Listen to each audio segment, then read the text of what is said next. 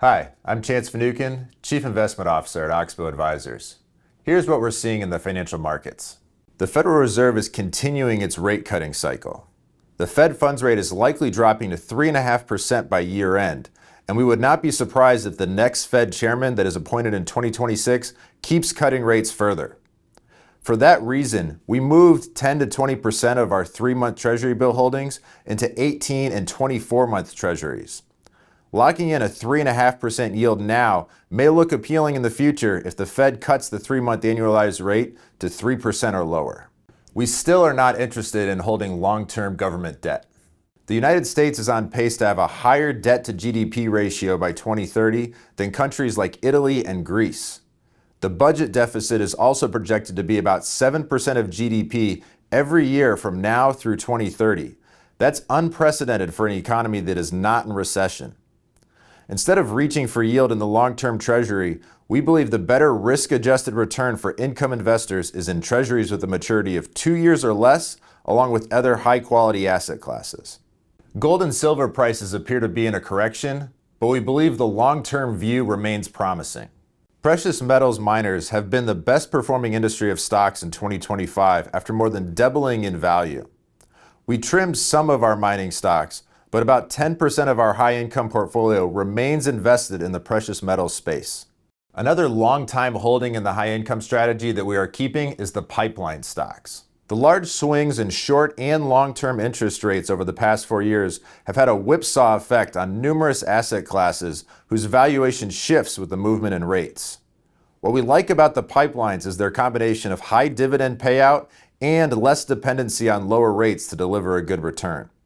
Our 4 pipeline stocks are nearly 10% of the high-income portfolio. The behavior that hasn't changed in the last 6 months is aggressive risk-taking by investors.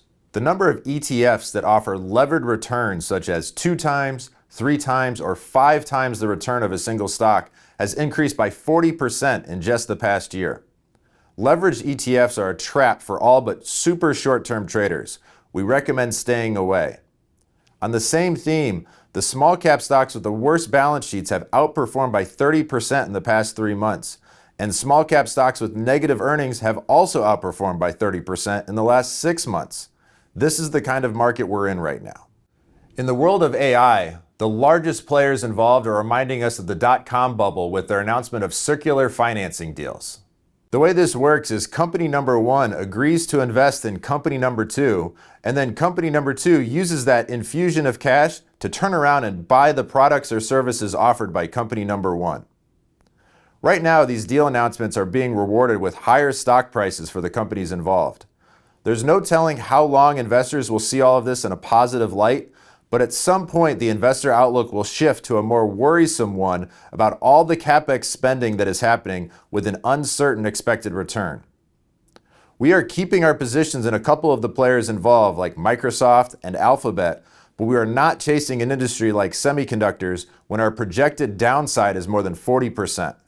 The market cap index has been a great place to be invested thanks to the performance of its largest companies. But there's a question worth asking. Do you want 8% of your portfolio in one stock? Or 21.5% of your portfolio in 3 stocks, which is like having 3 separate 7% positions? There are plenty of legendary investors that achieved outstanding returns with concentrated positions like this, but for the average investor, we think a more diversified portfolio is a better fit. For example, our largest stock position in any of our 3 strategies is 3.5%. We make incremental changes in our portfolios as industries or asset classes become more or less attractive.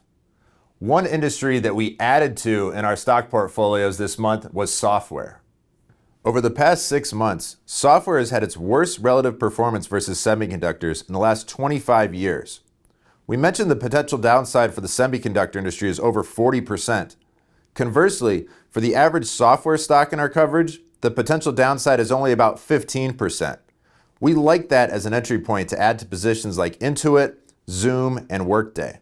We hope that gives you a sense of what we're seeing in the financial markets today. If you have any questions or would like to learn more about Oxbow, please contact us. We like to provide the content we think is most valuable for studying the financial markets today. If you'd like to learn more, please subscribe to our Oxbow Advisors YouTube channel.